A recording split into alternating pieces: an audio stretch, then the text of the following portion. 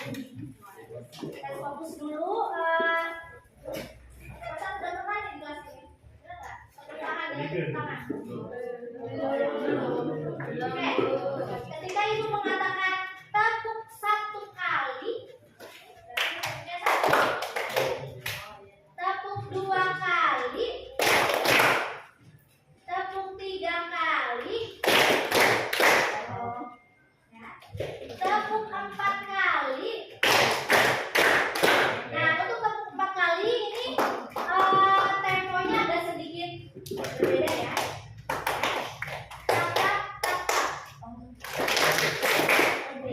Saya tepuk empat kali.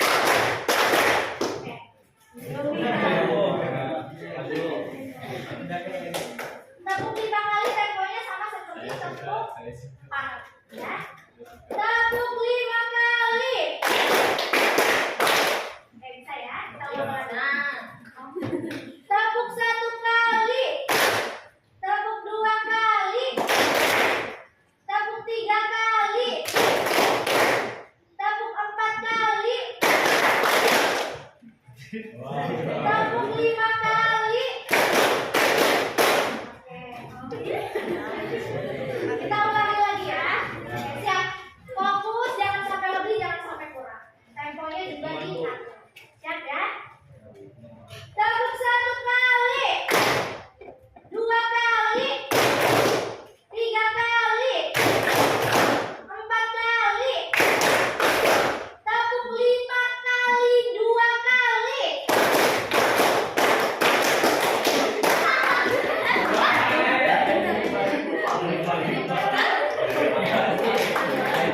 Ulangi lagi, belum kompak. Siap ya. Fokus, satu. Ya. Tepuk satu kali, dua kali, tiga kali, empat kali.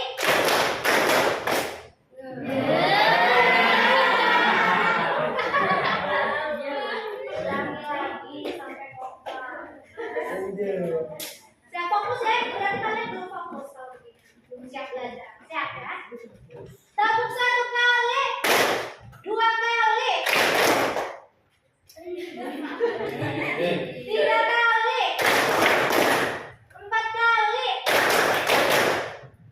lima kali, empat kali.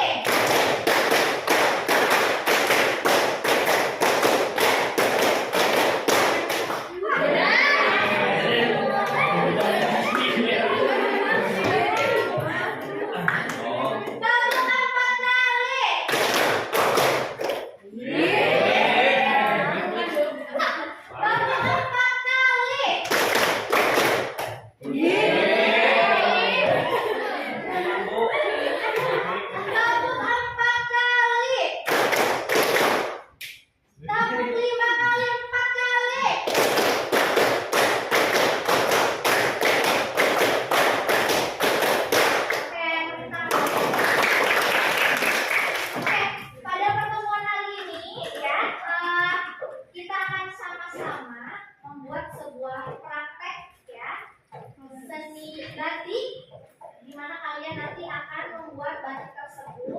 Dalam atau menggunakan media kaos, ya.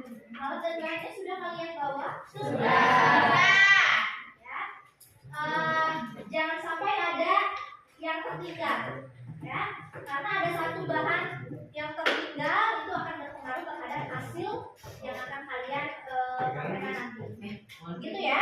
Oke, sebelumnya Ibu harus menjelaskan dulu sedikit materi yang terkait dengan jenis-jenis batik berdasarkan cara pembuatannya, ya. Minggu lalu kalian sudah merangkum, ya. Ada berapa jenis batik berdasarkan cara pembuatannya? Satu apa saja? Batik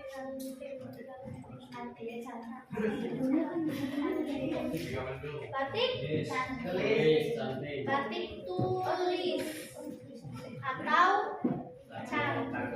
Kenapa dikatakan batik tulis atau cantik? Karena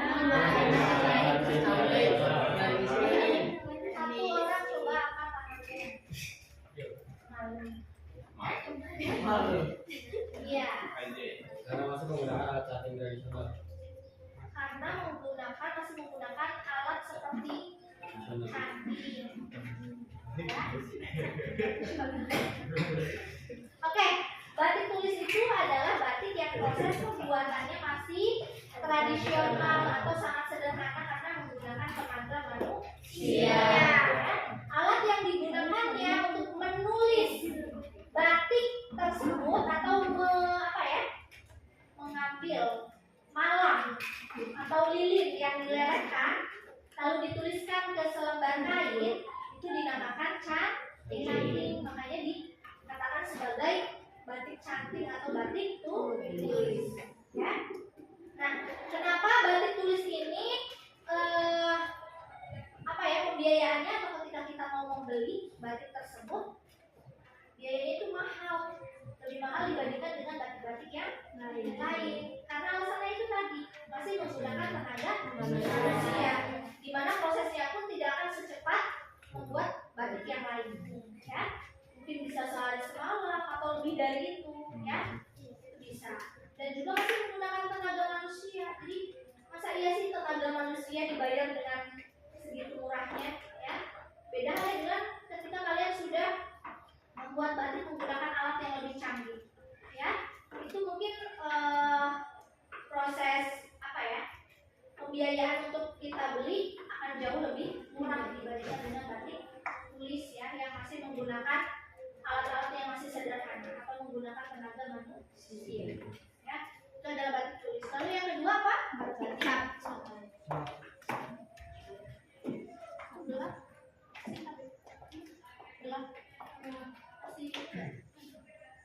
Oke, yang kedua batik apa? Apa itu batik cap?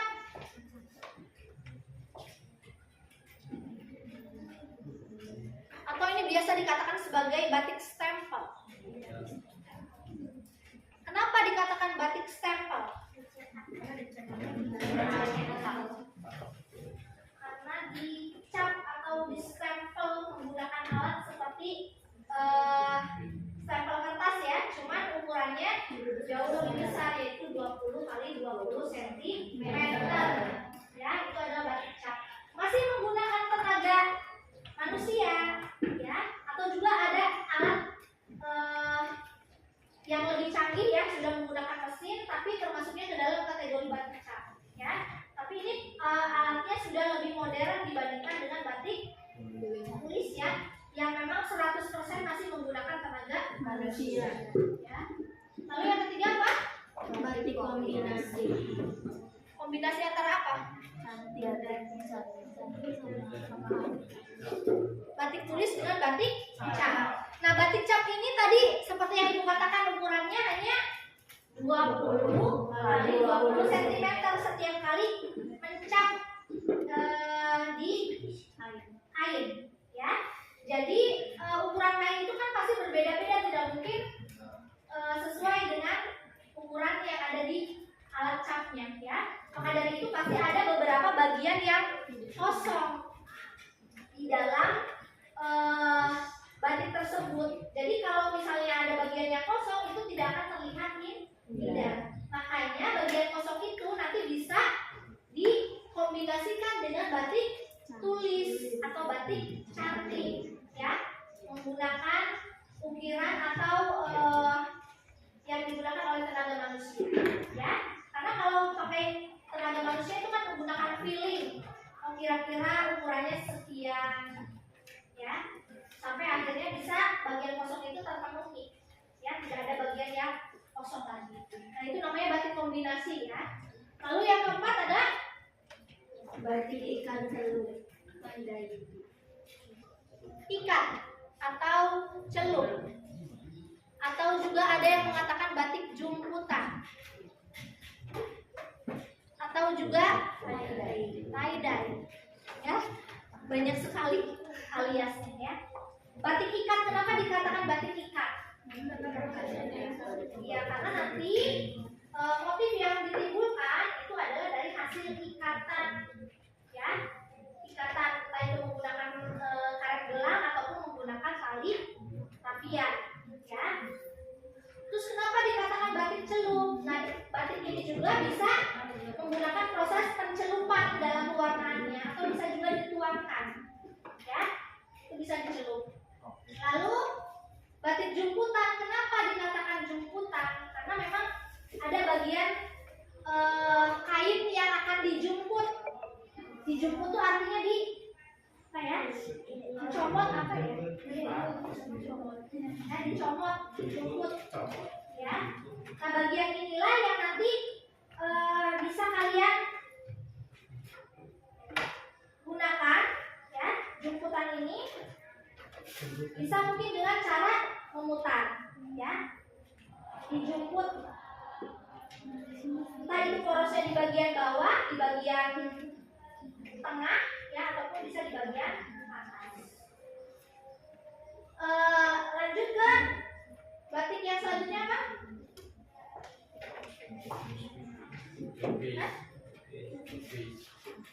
Lukis. Apa itu batik lukis? Berarti menggunakan, iya, pewarnanya menggunakan cat akrilik, ya, cat akrilik yang tidak mudah luntur ketika dicuci. Ya, kalau batik ikat kan itu menggunakan pewarna tekstil, ya, bawa pewarna tekstilnya, bawa tekstil. Ya. Nah, kalau batik lukis itu menggunakan cat akrilik, ya. Nah, di mana sebelum pembuatannya itu ada sketsa atau pola yang harus dibuat terlebih dahulu, baru dilukis sesuai dengan kreativitas yang membuat. Ya. Lalu yang terakhir adalah batik printing. Apa itu batik printing? Paling modern saat ini.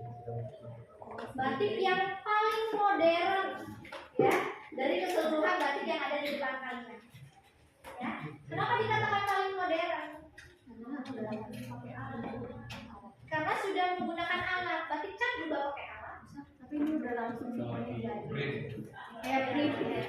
Jadi sudah menggunakan atau melibatkan sebuah teknologi, ya. Makanya proses pembuatannya pun cepat. Ketika kita sudah punya pola nih, pola atau desain, ya, tinggal klik saja, ya. Bahannya sudah ada, langsung keluar. Bahannya sudah terprint semuanya. Nah, batik yang biasa kalian pakai setiap hari Rabu, ya, itu termasuknya ke dalam batik printing. Ya. Kenapa? Karena memang proses pembuatannya yang bisa menghasilkan jumlah kain batik dalam jumlah yang banyak. Ya. Nah, mungkin kalian batik yang dipakai, Bu, itu termasuknya batik tulis, Bu. Tidak, ya. Mungkin dari tahun ibu baru lahir, ya.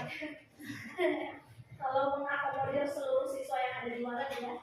Jadi itu termasuknya ke dalam batik ya, batik printing. Jadi proses pembuatannya dengan cara dicetak dengan pola dan desain yang sudah ada sebelumnya. Gitu ya.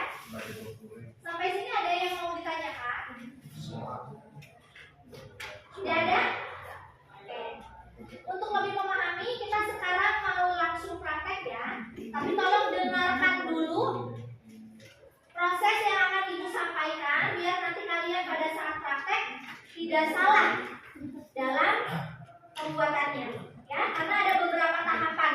Walaupun kalian lihat di YouTube itu belum tentu sumbernya sama dan akan sama hasilnya, gitu ya. Oke. Yang pertama, kalian sudah Ibu minta untuk membawa wadah atau tempat. Bawa ember, baskom, boleh, ya. Nah, itu nanti digunakan untuk merendam kaos yang sudah kalian bawa di dalam larutan air panas dengan garam atau cuka. Ya, bawanya garam apa cuka? Garam.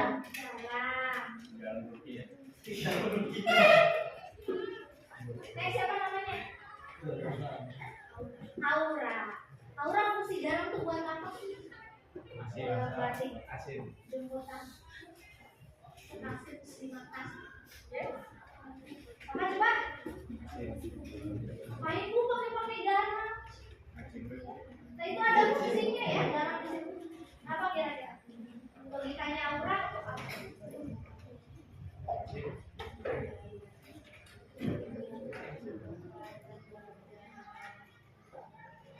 Tidak hilang. Oke. Untuk memperkuat warna tekstil agar nanti tidak mudah luntur atau hilang. Betul ya? Itu tujuan adanya garam itu adalah untuk memperkuat warna yang menempel di kain agar tidak mudah luntur atau hilang. Ya. Lalu nanti setelah kalian buat larutan air garamnya, kalian masukkan kain atau kaos yang sudah kalian bawa. Direndam selama 5 sampai 10 menit. Ya. Setelah 5 sampai 10 menit, jadi boleh 6, boleh 7 ya. Kalian ambil dan diperas setengah kering. Ya. Setelah itu kalian buat lipatan ya. Buat lipatan atau misalnya mau dimasukin batu di dalamnya atau kelereng yang nantinya akan timbul motif bunga-bunga misalnya ya. Itu boleh. Atau misalnya Bu mau dilipat biasa saja boleh tidak? Ini lipatan juga bebas ya, sesuai dengan kreativitas kalian karena setiap lipatan nanti akan menghasilkan motif yang berbeda.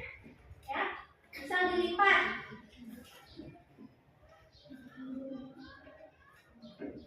Ini contoh aja Ibu asal lipat ya.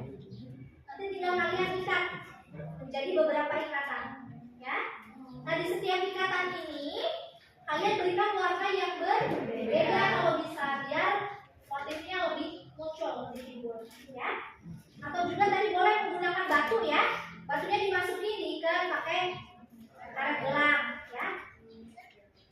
Terus sampai full, tapi jangan full semua ya, minimal banyak ikatan di sini, ya. Nanti berarti yang diwarnai itu adalah bagian yang ada di batu yang kalian ikat itu, ya. Tuh. Yang kedua, yang ketiga kalian juga boleh dengan cara tadi menjumput, ya, atau memutar bagian kaosnya. Boleh dari arah tengah diputar, ya, diputar sampai membentuk sebuah lingkaran, ya. Boleh dari poros tengah ataupun dari bawah, dari atas, ya, dari lengan juga boleh, ya. Sampai selesai, sampai habis. Nanti kalau dengan cara begini berarti motifnya akan melingkar seperti ini ya, dan porosnya ada di bawah. Nah setelah begini nanti kalian masukkan karet, ya. Misalnya berapa karet? 1, 2, 3 misalnya. Jadi ada 6 bagian yang harus kalian warnai. Boleh 6 bagian itu jadi 6 warna atau jadi hanya 3 warna saja, ya, atau 2 warna saja juga, ya. Nah setelah kalian melalui proses pengikatan, ya, kalian buat larutan pewarnanya di botol yang sudah kalian bawa. Bawa botolnya ya. Nah itu tutupnya kalian lubangi dulu, ya. Dimasukkan air panasnya, lalu juga pewarnanya. Air panasnya cukup 3 ruas jari, ya. Mana ada botolnya? 3 ruas jari saja, ya. Tidak usah banyak-banyak, sampai sini boleh nggak? Nanti nggak pekan warnanya, ya. 3 ruas jari, kalian masukkan air panasnya, garam 1 sendok, dan pewarnanya dimasukkan, ya. Kalau misalnya Bu kita mau pakai air bekasan rendaman boleh tidak? Boleh, ya. Barangkali air panasnya habis, jadi boleh pakai yang itu. Tapi dipastikan masih agak hangat ya airnya. Nah setelah dibuat larutan, beberapa larutan pewarnanya di setiap botol, kalian tuangkan ke kain yang sudah kalian ikat sebelumnya, ya. Mungkin nanti ada yang ikatnya memanjang gini, ini juga nggak apa-apa sih, cuma begini aja nggak apa-apa ya. Ya tapi nanti motifnya paling garis-garis ini, ya. Begini. Nanti kalian tuangkan di setiap ruasnya, ya. Nah setelah semuanya dituangkan pewarna, kalian diamkan lagi selama